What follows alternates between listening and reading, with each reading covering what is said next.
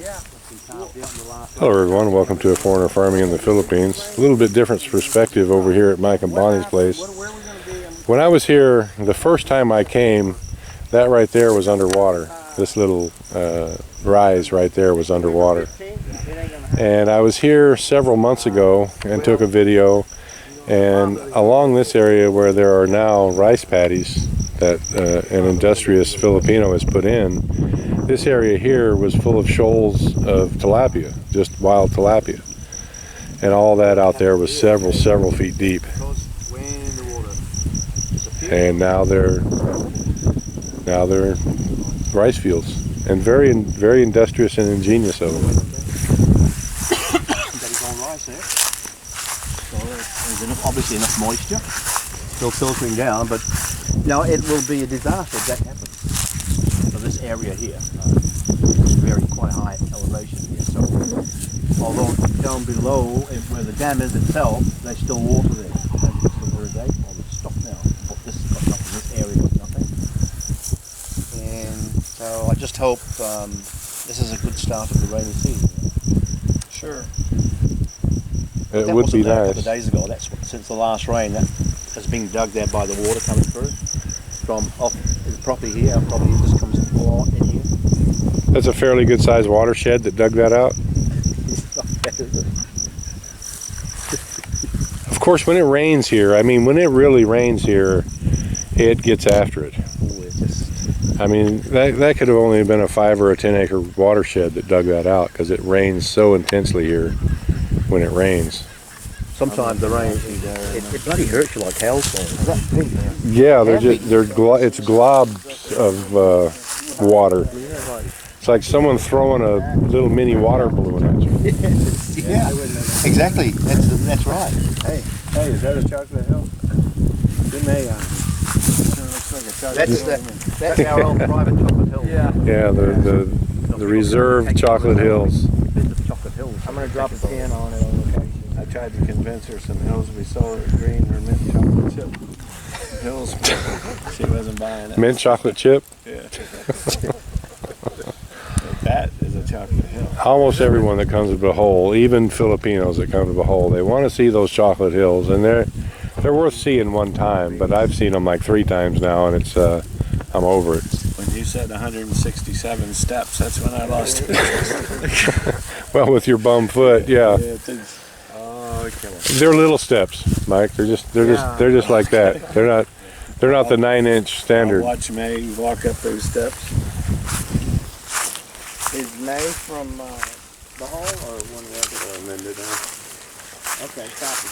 Pretty close to Marcel. 2 pounds over from Marcel. They figured out from talking to each other. Oh, Marcel's not even from there? No. That's just outside of Kitapao. the little stick there with the yellow plastic on top. Yeah. That's the end of our property. Oh, okay. I've worked it out now from the Mahon on the Barangay Road. And so those bamboo posts in the okay. The sketchy part is on the So what's the plan? Are you gonna put a net up there, or No, you just wanted to mark the boundary? just about the boundary. Because there's still one lady who lives down here, Sarah is her name, and she's claiming the whole cricket rock. Oh, okay. So she's been to see in our absence she came up here to piss off that way. because we are the only place around here that has free title. We only lot around here is by us. It's free title. So your property, I mean, that line is coming in a straight line. So does it go straight back over this hill, and or does it dogleg around into the lake? Then it goes up. That's when I realized. Oh, and then it goes. Yeah. So this little peninsula here is actually not yours. No. Ah, okay. So, but no one has access to it, you know. Ah, so it has the lake on one side and your property on the other, so it might as well be yours, right? Something like that, you know. Yeah. And we know the person who actually does own this land, or supposed to own it. Who maybe kind of sort of owns it. Fuentes, which is what his family's name is. Uh-huh. So that's any little help. There you go. So you were saying they did okay on the mango harvest. Yeah. They pocketed about 35 1,000 pesos off the dozen or so trees here. So I'm curious, when will they? They sprayed these to fertilize, or not to fertilize them, but to with the hormone to make them fruit, right? So when, like, they harvested how long ago? In May. In May, and this is August now. So I would have thought that they would have sprayed them again to begin another harvest. You have to wait, because when you do spray, it's not a long time before fruiting and it comes on. So Right. in between harvest, I think it's 8-month wait before you. Oh, you wait start. 8 months between harvests. Okay, I got you. And don't let me forget while I'm here, if you could give Marcel the information, because it will do no good to give me the information. But if you could let Marcel have the information from the people that actually did this, The spraying, you mean? yeah. Oh, yeah. And I'd like to pass it on to Mitch, because he still hasn't found anyone to do the whole thing for him. Yeah, well, you remember that time when we were all there, and he was saying he was Yeah. going to get done for what, 20 peso? 20. What was he paying? I think he's a little more easily convinced now, since it hasn't happened, and it hasn't happened in 3 years. So I'm sure if we gave him some information that someone would actually come over and do it, And do it. You know? and do it, and all he has to do is wait around until they harvest with his hand out. Yeah, I think we, it was 20% was the deal here. We got, well, Titus and I arranged all that, you know, Yeah. and the deal was of all the profit, they get 20%. The people that did the spraying got 20%, or the owner gets 20%. The owner, The owner. I've heard that the standard is the owner gets 40%. I've never heard that. That would be fantastic if that was true. I don't know. That's what Tatai says the going rate is in Mindanao. That's all I. Oh, that- maybe Mindanao, yeah. yeah. Maybe it's different here. Yeah, I would say it's, yeah. Yeah, because Mitch was saying it was 35. I was saying, you're dreaming, you know. Yeah. I don't know.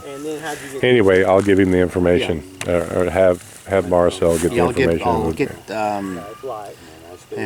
when Titus is back this evening, I'll ask him. I say, well, can you have a contact number for this guy, you know? All right. Well, soon it'll be So they harvested in May, you said? end of May. Yeah. So April, June, July, August, September-ish. So it's pretty, like, December they'll spray again? I don't know, because we weren't here. We're in Oh, you weren't doing we all weren't that. here. Okay. So Yeah. we arranged it with Titus and I did it, yeah. And he comes around a couple of days and then come back again when the fruiting starts and they wrap it all. Oh, Yeah. okay. And that's bloody hard work. You know? It's. I mean, I couldn't imagine climbing around on one of those little trees and thousands of little pieces of paper and. And we're still dealing with the thousands of little pieces of paper too. It is breaking down, but The good part is newspaper, right? yeah, but it's old news, you know. Yeah. It's old news. Fragmented old news. But Filipinos, they must have the patience of Job, you know. How the hell can they? I don't know. This originally when you remember coming to the housewarming, the blessing last year, Yeah. and that day we set this net up. Did I tell you that we put a net across here? Yeah, and you were you had some We're waiting fish, for the water to come back. Then we'd raise the net, and that would be Yeah. and then someone ran off with your net, right?